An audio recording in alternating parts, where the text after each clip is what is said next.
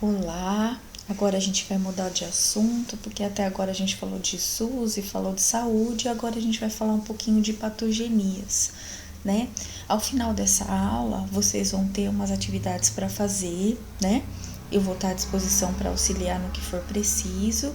Vocês vão discorrer um pouquinho sobre essas doenças que a gente vai falar e eu gostaria que vocês fizessem uma reflexão sobre que mudanças ambientais ou que alterações no nosso entorno, no sistema ambiental a gente poderia fazer para evitar que elas aparecessem ou para diminuir a sua incidência, ok?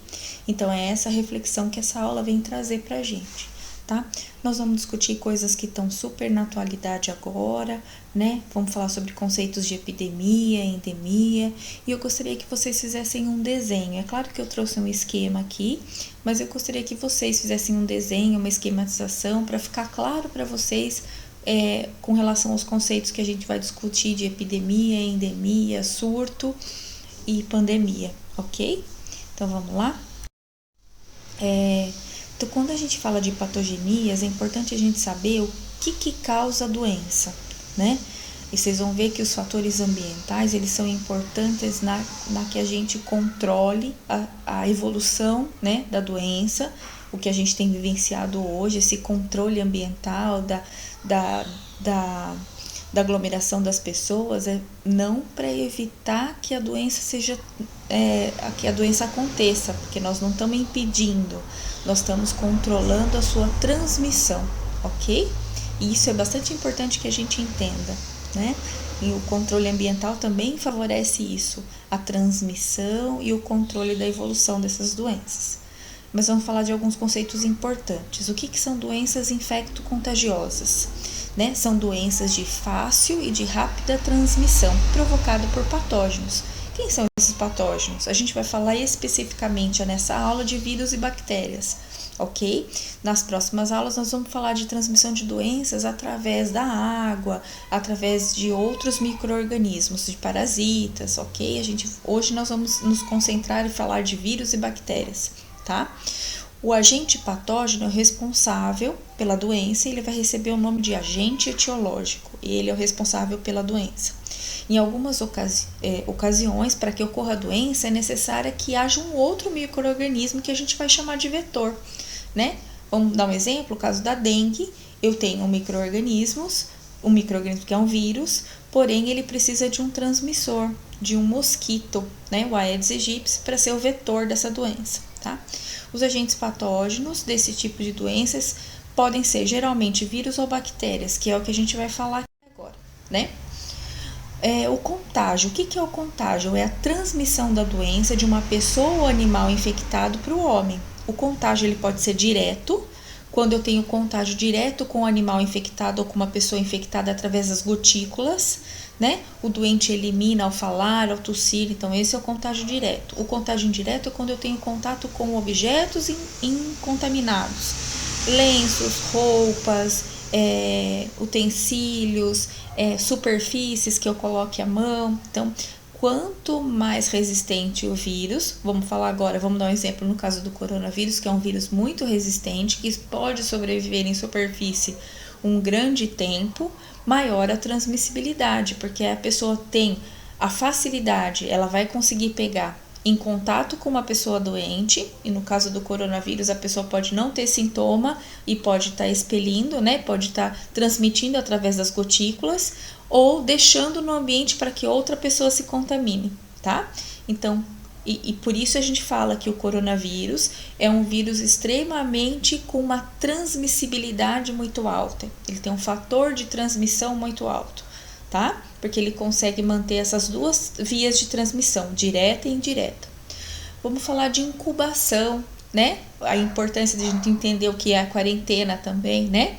O período de incubação ocorre desde o período do contágio até a manifestação da doença, né? Então eu posso ter, no caso do coronavírus, a gente sabe que essa transmissão ela acontece em 14 dias, né? A partir do momento que você teve contato até você produzir os sintomas. Se até 14 dias, né, 15 dias você não teve contato e você não apresenta os sintomas, você já também não é mais transmissível. Você pode tá com o vírus, mas você não consegue mais depois passar para outra pessoa, tá? Ele é muito variável. Tem alguns vírus que são altamente letais, a gente vai falar de algum deles como ebola, que a pessoa pode ter sintomas logo 8 horas após o contato com uma pessoa doente, ok? Então, a incubação é isso. O que é infecção? Denomina-se a entrada do desenvolvimento e multiplicação desse agente infeccioso. Então, a infecção é a partir do momento em que eu começo a apresentar os sintomas dessa infecção no meu organismo, tá? E aí a gente vai falar de alguns conceitos, endemia, epidemia e pandemia. Né? O que é isso? Né? Aqui a gente tem alguns desenhos e eu quero, a atividade é que vocês possam produzir isso, né? De acordo com o entendimento que vocês tiveram. O que é uma epidemia? Epidemia é quando eu tenho um aumento no número de casos além do esperado, né? E que eu posso ter um surto, que a gente fala que é esse pico da curva. O surto é quando tem um número excessivamente elevado e que eu não esperava. A endemia já é, vamos dar um exemplo, a malária na região amazônica, na região da Amazônia, da região de Manaus, né? Lá é uma área endêmica para malária, porque eu já tenho um número elevado de casos, mas isso já é esperado. E pandemia quando é o que a gente vivencia agora, né? Quando eu tenho um aumento do número de casos em várias regiões do mundo, tá? Então, aqui a gente tem os conceitos. Surto, então, é quando acontece um número elevado repentino de um número de casos de uma doença, né? Pode ser considerado um surto, um aumento de casos maior do que o esperado pelas autoridades. Epidemia se caracteriza quando eu tenho um surto e ele acontece em várias regiões do país. Tá? Uma epidemia a nível municipal acontece quando elas têm bairros. A gente sabe que aqui em Piracicaba a gente tem áreas epidêmicas de dengue. Tem bairros onde se concentram mais ações porque tem um número de casos maior de dengue. Então, fazendo essa reflexão com vocês. Tá? Endemia é quando a endemia não está relacionada à questão quantitativa, né? A doença endêmica ela é típica daquela região. Então, hoje a gente tem alguns lugares que a dengue já não é mais epidêmica, ela é endêmica, porque eu já espero um número de casos num determinado, né, tempo, né, num determinado local. Pandemia é, numa escala de gravidade, é o pior dos cenários, é o que a gente vive hoje. Ele acontece quando há uma epidemia em várias regiões do planeta. Agora a gente vai falar de algumas doenças bastante importantes e é com elas que eu quero que vocês reflitam as mudanças ambientais que a gente poderia fazer ou para diminuir, né? Ou para evitar uma transmissão maior, tá? Então é essa reflexão que eu quero que vocês façam ao final dessa aula. Nós vamos falar de algumas doenças, tá? Vamos lá: dengue, zika vírus, ebola, AIDS e o HIV, né? A gente vai discutir um pouquinho dessa nomenclatura diferente. E o influenza, que é a gripe, né? Que é o que a gente está vivenciando nesse momento. Aí nós vamos falar de algumas doenças causadas por bactérias, tétano, leptospirose e tuberculose. Então vamos começar a falar dos vírus primeiro, né? Quem são os vírus? Vírus são organismos acelulares, então a gente sabe que eles são DNA ou RNA, dependendo do vírus, que precisam de uma camada em volta, né, para proteger esse DNA. O vírus é necessariamente um parasita porque ele necessita de uma outra célula para se reproduzir. Ele é um parasita, né, intracelular. Então, ele necessita de células hospedeiras para suas funções vitais básicas. Ele não tem metabolismo próprio, tá? Então, vamos lá. Vamos falar da dengue. A dengue é um arbovírus. Ela precisa ser carregada por um artrópode, né? Por um mosquito, tá? Do gênero Flavivírus. Assim como a febre amarela, ela consegue se multiplicar no corpo humano e transmitir para os outros indivíduos saudáveis, né? Existem vários tipos de dengue, dengue 1, dengue 2 e dengue 3, dengue 4. Vamos falar um Dos sintomas, nós temos a dengue hemorrágica e a dengue clássica. A gente vai ver que os sintomas eles são um pouco parecidos, com algumas diferenciações. Então, dor de cabeça, febre alta, manchas no corpo, dor atrás dos olhos, principalmente ao movimento dos olhos, náusea e vômito, moleza e cansaço, falta de apetite e dor nas articulações. A dengue hemorrágica, além de todos esses sintomas, elas começam a ter sangramento nasal, gengiva, sangramentos intraabdominais, e isso vai levar a uma diminuição da pressão, né? E uma necessidade de urgência de atendimento para transfusões sanguíneas, para restabelecimento da pressão arterial, tá? Senão o paciente entra em choque e morre. Bora, vamos falar de mais alguns sintomas, né? Qual a diferença dos sintomas da dengue e da chikungunya, né? Da febre da chikungunya, do zika vírus também. Os mosquitos, eles podem ser um pouco diferentes, né? O mosquito Aedes aegypti é responsável pela transmissão da dengue e a Albopictus pela transmissão do zika vírus também. A febre alta, ela vai aparecer nos dois. Na chikungunya e no zika vírus, uma dor articular maior, né? Dores intensas articulares. As manchas na pele podem aparecer, vômitos e náuseas mais intenso na dengue do que no zika vírus ou no chikungunya, né? Mas os sintomas são bem parecidos. Os dois transmitidos por vírus através de um artrópode, né? Vamos falar do Zika especificamente para falar de algumas particularidades. Ele também é carregado por artrópodes, assim como a dengue, a febre amarela. Ele consegue se multiplicar no corpo humano e transmitir para indivíduos saudáveis. E a gente viu a importância do Zika vírus na transmissão materno-fetal, né?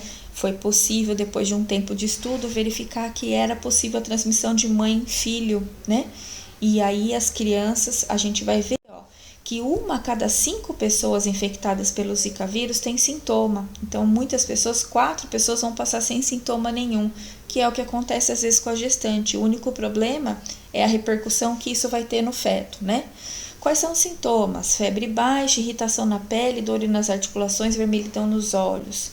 O período de incubação é cerca de 3 dias a 1 semana. Tratamento? Não existe tratamento, você só controla os sintomas e o próprio sistema imunológico vai dar conta de eliminar esse vírus do seu corpo, ok? Qual é o maior problema que a gente viu que acontece com o Zika vírus, né? A sua relação com a microcefalia, né? E essas crianças que vão ter problemas para o resto da vida, né? De crescimento, desenvolvimento intelectual, né? Dependendo do desenvolvimento cerebral, a criança pode não andar, né? Não ter nenhuma movimentação motora, tá? Então, isso foi percebido depois de quase 4 meses de um aumento da infecção. O que acontecia? As gestantes às vezes não tinham sintoma ou sintomas bem leves, porém as crianças começaram a nascer com um problema, tá? O vírus viu-se depois transmitido no período gestacional. Algumas pessoas com sintomas mais pesados do Zika vírus tiveram problemas de ordem neurológica, então por isso começou-se a fazer essa associação, né? Principalmente artroses, fibromialgia. Então a importância que esse vírus teve, a relevância que esse vírus teve no entendimento e esses sintomas no entendimento da microcefalia. Tá? Então aqui a gente tem o desenho do esperado do crescimento da cabeça, e é por isso que a criança nasce com moleira, né? A moleira é um espaço que a gente tem para que o cérebro cresça, se desenvolva. A criança que nasce ou que tem uma infecção pelo Zika vírus, ela tem o fechamento dessas moleiras antes do seu nascimento, então o cérebro não consegue se desenvolver, não tem espaço para o desenvolvimento, ok? Vamos falar de um outro vírus que é o ebola. O ebola é um vírus do filovírus, é um dos vírus mais letais e mais misteriosos do mundo, né? Ainda se estuda muito o ebola, né? Existem vários subtipos, ele atacou a África num período, né, não tão distante agora, aqui da humanidade. Ele tem no seu genoma um RNA no sentido negativo. Ele também é protegido por um capsídeo, assim como o coronavírus, envelopado, e codifica 7 proteínas, né? A infestação por esse vírus foi localizada em regiões da África, Zaire, Sudão, né, e Costa do Marfim. Aqui a gente tem um desenho do vírus, né? Ele é colocado na classificação de patogênese no nível 4, para a gente ter uma ideia. Então, ele tem uma patogênese alta, o HIV é de nível 2, o tempo de incubação de 2 a 21 dias, né? Cerca de 8 horas de infecção a gente já começa a ter replicação desse vírus, com a mortalidade que chega a 90%, né? Nós tivemos né? Não sei se alguém se lembra, mas eu vou deixar algumas matérias também, alguns vídeos para que vocês possam assistir sobre o ebola, sobre o que aconteceu nesse período, né? Porque às vezes a gente vai se esquecendo. Mas tem uma letalidade muito alta, muitas pessoas morreram por esse vírus. O contágio do ebola é extremamente fácil, ele é um contato, né? O contágio é feito por pessoas infectadas, animais e fluidos, sangue, sêmen, saliva, ato sexual, compartilhamento de seringas, mesmo após a morte e mesmo após a cura que aconteceu de alguns pacientes, ele ainda continuava infectando outras pessoas. E é por isso que a gente fala da transmissibilidade. A transmissibilidade do ebola também é extremamente alta, né? Uma pessoa que tenha sido contagiada e que tenha sobrevivido durante um certo tempo, ela ainda é fonte de infecção. Por isso, vocês vão ver como que foram tratados os corpos na época do ebola, né? Eles eram fonte de infecção mesmo mortos, né? Os corpos. Então, vamos lá. Sintomas do ebola, né? Inicialmente, sintomas de gripe, né? Dores de cabeça, cansaço, febre, rigidez muscular. 10º dia, febre muito alta, e depois evoluía para os sangramentos, né? Sangramento cerebral, boca, nariz, ânus, e aí as convulsões, hemorragia e morte, né? Os sintomas podiam começar antes mesmo, começar muito rápido, até 8 horas a 2 dias de infecção. Atualmente se estuda ainda o ebola, né? Já foram feitas vacinas experimentais, ainda nada com muito sucesso, mas com garantias promissoras. Agora a gente vai falar do que a gente está vivenciando um pouco agora, que é a influenza, né? O vírus da gripe. Né? O vírus da gripe, ele é um vírus que se muda com facilidade. Hoje se conhece mais de 16 tipos de vírus da gripe, desde a gripe A, H1N1, H5N1, né? Então aqui a gente tem alguns tipos para vocês verem, e a infecção que aconteceu no mundo, né? Os cientistas estão estudando uma vacina universal, mas o que a gente vivencia hoje é que isso ainda não aconteceu, não é? Então assim, a gente teve a gripe espanhola, que em 1918 acarretou muitas mortes em toda a Europa, em todo o mundo, né? A gente teve o H1N1 agora, há pouco tempo, em 2009, né? E alguns vírus aí letais, tá? E o que a gente está vivenciando agora, o coronavírus, com uma mortalidade um pouco menor, mas com uma chance de transmissão enorme, né? Vamos falar agora do HIV, pensando que essas, como vocês estão vendo, todas as viroses, elas têm um tratamento muito restrito, que são tratamentos dos sintomas, né? E a gente tem que esperar o nosso próprio corpo produza a imunidade necessária para que a gente faça a eliminação da doença do corpo.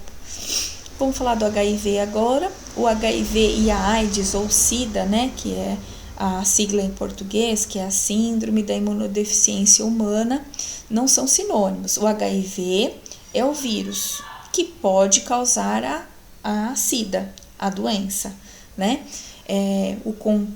O tratamento do HIV, que também não é curativo, se faz no sentido de tentar deixar com que a carga viral seja relativamente baixa para não causar a AIDS ou a SIDA, tá? O HIV pertence à família dos retrovirais e dos lentivírus, e é por isso que ela tem uma evolução mais lenta, né? E aqui a gente tem como que a gente pode pegar o vírus HIV? Através de relações sexuais não protegidas, né? E a gente fala não só das relações sexuais com penetração, tá? O contato com fluidos pode gerar a transmissão do HIV, a gravidez, né? e a amamentação são vias de transmissão, o contato por drogas injetáveis, né? Compartilhamento de seringas, os profissionais da saúde que podem se contaminar e as transfusões de sangue e os transplantes. Como não se pega a AIDS, gente? Através de picadas de inseto mesmo, né? As pessoas falam, mas picou uma pessoa que é HIV positivo e depois veio me picar. A gente sabe que os mosquitos, eles não fazem injeção de sangue quando fazem a picada, né? Então, eles podem injetar vírus, assim como a gente vê na dengue, né? No Zika, no chikungunya, mas a gente não tem injeção de sangue, então por isso não se contamina através de picadas de inseto. O uso de banheiros públicos, beijar, não pega AIDS, compartilhamento de talheres, roupas, né? Isso não pega, e o toque também não faz pegar o HIV, tá? O HIV, então, se adquire o HIV, o seu sistema imunológico vai reagir tentando eliminar o vírus vai ficar latente. A gente fala que a primeira infecção do vírus, que acontece cerca de 15 a 60 dias depois que você tem o contato, a gente fala que é um estado gripal e depois há uma soroconversão. O que é? Você produz anticorpos contra aquele vírus e a carga viral vai ficar bem baixa, mas o vírus fica latente, ele fica no nosso corpo, né? E é por isso que às vezes a pessoa pode passar anos sem ter os sintomas. Eu vou deixar um videozinho para vocês verem também como é que funciona a transmissão, como é que o nosso corpo responde ao HIV. Um vídeo bem interessante, é uma animação e vocês vão entender tudo isso. Então, se eu tenho contato com o vírus, eu vou ter um estado gripal que depois vai passar despercebido. Eu posso ficar 2, 3 anos, se eu não fizer um exame, sem saber que eu tenho HIV dentro do meu corpo, tá?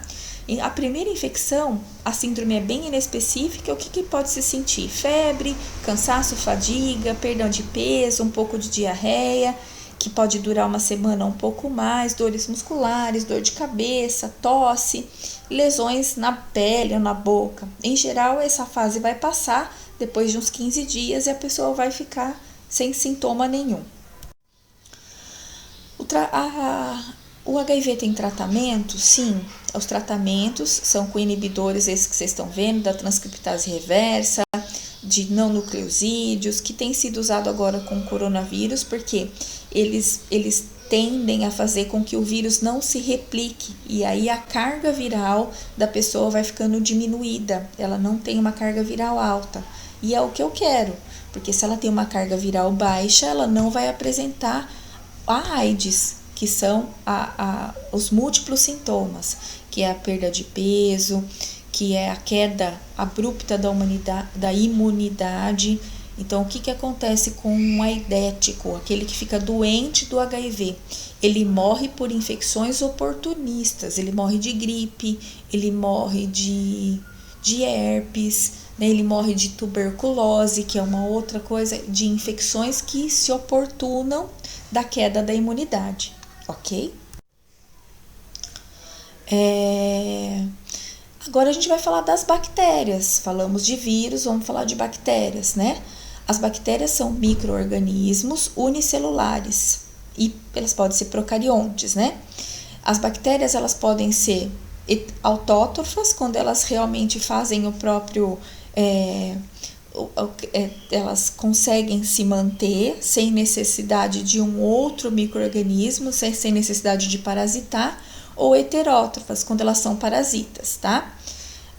Eu não vou entrar que isso vocês têm em biologia, mas elas apresentam DNA, elas apresentam uma engenharia genética, uma estrutura celular mais evoluída que a dos vírus, tá? Vamos falar de algumas doenças causadas por bactérias. O tétano é uma doença infecciosa causada por uma neurotoxina produzida por essa bactéria que chama Clostridium tetani, né? Essa bactéria, ela é gram-positiva e ela fica no solo ou em forma de esporos. Como que se dá a transmissão do tétano? A transmissão do tétano ocorre de um indivíduo para outro, né? De pessoas que não estão imunes, é por isso que a gente toma vacina, ADT, a duplo adulto, né? Que é a vacina antitetânica. e você produz anticorpos. A partir do momento que você tem contato com os esporos do tétano, o seu corpo vai eliminar essa doença. Existem algumas pessoas que não são imunizadas e com contato elas vão ter infecção e vão ter a doença, né?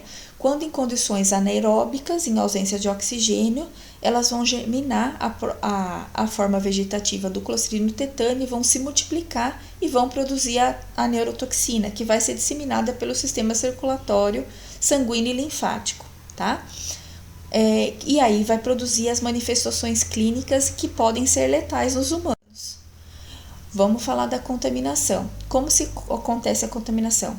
Quando você se corta por qualquer objeto, você tem ali uma porta de entrada, né? E eles vão poder ficar ali por um tempo. O período de incubação, então, pode variar de 3 a 21 dias, geralmente em 8 dias. E quanto mais longe a ferida estiver do sistema neurológico, né? Mas a gente fala assim, é impossível porque nós temos inervações em quase todo o nosso corpo, maior vai ser o período de incubação. Quais são os sintomas do tétano, né? Se caracteriza por espasmos musculares, podem ser pequenos ou maiores, né? Esses podem durar de 2 a 5 dias. Os maiores sintomas são trismo, que é a dificuldade de abrir a boca, rigidez do pescoço, dificuldade de deglutição, rigidez muscular, a posição de opistótono, que é essa que vocês estão vendo aqui na foto ao lado, as pessoas ficam recurvadas, né? Como se fosse uma convulsão, só que uma convulsão que não se cessa, uma rigidez. A rigidez muscular do tétano pode levar à fratura dos ossos. E com rigidez muscular a pessoa também não consegue respirar, né? Sinais típicos do período toxêmico um aumento da temperatura, um suor excessivo. Esses espasmos podem durar semanas, tá? O botox deveria ser colocado em todo o corpo da pessoa para fazer com que haja um relaxamento, né? A gente fala o relaxamento muscular. A gente aplica botox, né? Por que aplica o Clostridium? Para que a pele fique menos flácida, não é isso que as mulheres fazem esteticamente, tá bom? É só que a gente faz isso em partículas minúsculas, né? Bem pequenas. Vamos falar de uma outra bactéria, leptospirose, e a sua forma mais grave, que é a síndrome de Weil, causada pelo leptospira. É uma das zoonoses que afeta seres humanos e animais, e ela é frequentemente transmitida pela água e pela urina dos animais, dos ratos, né? Principalmente o E2. As pessoas podem contaminar-se entrando nessas águas, vamos supor, em enchentes, isso é muito comum, né? Lagoas, represas, riachos e piscinas sem tratamento de cloro. Em caso de enchente, há um risco enorme da transmissão dessa doença. Isso acontece também em algumas zonas rurais, né? Onde não há tratamento de esgoto, saneamento básico. Então, aqui a gente tem uma foto do leptospira que entra em contato com a pele e entra de forma ativa. Então, a urina dos ratos contamina as águas, né? Na enchente isso é muito comum e pode transmitir para os humanos e animais. A leptospira penetra na pele, como a gente falou. Qual que é o órgão-alvo do leptospira? Os rins, o fígado, o cérebro e os pulmões.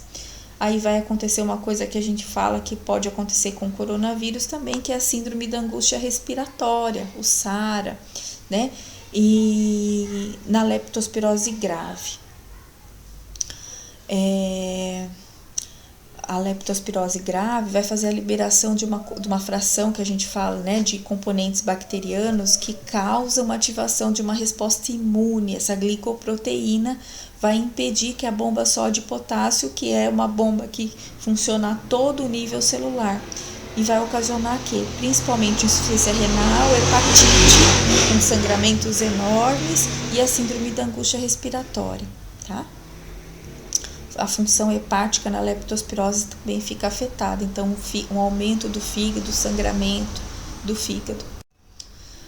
O paciente pode apresentar desde quase nenhum sintoma até o mais grave, né? O período de incubação pode variar de 2 a 45 dias, a média 10 dias. Dor de cabeça, febre, dor muscular, náusea, vômito, diarreia, calafrio, tosse e olhos vermelhos. A maioria dos pacientes melhora, mas algumas vão ter a evolução da doença, tá? E com piora dos sintomas. Cerca de 10% vai evoluir para a forma grave da doença, que é a doença de Will, que vai caracterizar insuficiência renal, hemorragia, icterícia, insuficiência hepática e insuficiência respiratória. Por isso que, né, saber se a pessoa teve contato é tão importante para iniciar o tratamento nessa fase inicial. Prevenção, né? Evitar contato com água de enchente, evitar nadar em lugares que você sabe que foi alagado e que pode ter sido contaminado com urina de ratos. Quem trabalha com esgoto deve usar equipamentos de proteção, né? Principalmente botas, roupas impermeáveis. Após as águas baixarem, é preciso desinfetar todos os utensílios com cloro, né? Aqui tem uma proporção, 2 copos de água sanitária para 20 litros de água, deixar agir, né? O que a gente tem feito com a limpeza das superfícies também agora, né? A limpeza com água e sabão ou com cloro, porque isso vai fazer com que a estrutura que protege o vírus morra e assim o vírus vai morrer também. E não utilizar os alimentos que entraram em contato com essa água, tá? Porque eles vão estar contaminados. Vamos falar da última doença causada por bactéria, pelo bacilo de Koch, né, que é a tuberculose. E aqui a gente está vendo a capacidade que um espirro ou uma tosse tem de espalhar os perdigotos. A transmissibilidade da tuberculose é muito menor do que a gente está vendo agora com o coronavírus, porque o bacilo ele é pesado, então ele cai rapidamente e ele morre rapidamente em superfície. Porém, a tuberculose é uma doença que mata muitas pessoas no nosso país ainda, tá? O que ela causa, a tuberculose? Aqui a gente está vendo uma foto, ela causa essa destruição pulmonar, essa formação de cavernas. Então, o bacilo ele afeta o alvéolo e vai fazendo com que o alvéolo seja corroído, seja, né, substituído. A estrutura da membrana do alvéolo, ela vai sendo destruída e formando assim essas cavernas que a gente está vendo no pulmão, né? No lóbulo aqui do pulmão. Ela gosta, a micobactéria, o bacilo de Koch, ela gosta muito dos ápices pulmonares, que são áreas que têm muito oxigênio, áreas mais ventiladas. Então, às vezes, no raio-x, a gente vai ver a formação dessas cavernas. Essa área que está toda preta são áreas que não conseguem mais fazer troca gasosa. E o paciente que adoece da tuberculose, ele morre, né, por dificuldade de respirar. Os sintomas mais comuns e inicialmente da tuberculose são a febre, geralmente são a febre ao entardecer, suores noturno, falta de apetite, emagrecimento, cansaço fácil, dor muscular, dificuldade de respirar e eliminação de sangue, a tosse, o escarro com sangue que a gente fala. A transmissão ela pode ser interrompida facilmente, porque essa doença, sim, ela é curada através de uma terapia antituberculosa que é muito eficaz. O único problema dessa terapia é que ela tem a durabilidade mínima, né? A pessoa tem que tomar remédio por 6 meses. Aqui a gente tem uma foto da gravidade da tuberculose no mundo. Então, a gente tem alguns países que são pouco afetados e países muito afetados, né? Então, vocês vão ver nas áreas mais escuras, são aquelas que têm acima de 300 casos. Eles vão falar assim, é muito pouco, né? Mas a gente sabe que em 2010, 1/3 da população ela estava contaminada. Porém, apenas 10% desenvolvem a doença. Só que essas pessoas que se contaminam, elas são responsáveis também pela transmissão. Então, a gente fala que nós temos contato com o bacilo da tuberculose todos os dias. Nós fomos imunizados, né? E nem todos vão desenvolver a doença. A gente toma essa vacina no primeiro dia, né? Uma vacina que forma uma casquinha no nosso braço e que a gente tem a cicatriz até hoje, tá? O problema da tuberculose é que o tratamento é extenso e as pessoas não conseguem fazer o tratamento. A gente tem a disseminação dessa doença muito disseminada em pessoas que são usuárias de álcool e outras drogas, dependentes químicos, né? E o problema dessa é a cura, porque é a dificuldade em se tratar essas pessoas pelo tratamento ser longo, ser extenso. E nós estamos vivenciando no nosso, né, no mundo, uma resistência desse bacilo ao tratamento hoje. Então, a gente tem bactérias da tuberculose hoje que são resistentes ao tratamento existente. E as pessoas morrem porque daí elas não têm mais tratamento. Então, isso é muito comum nas pessoas que começam o tratamento, interrompem, elas vão tornando a bactéria resistente. E aí não existe mais cura, né?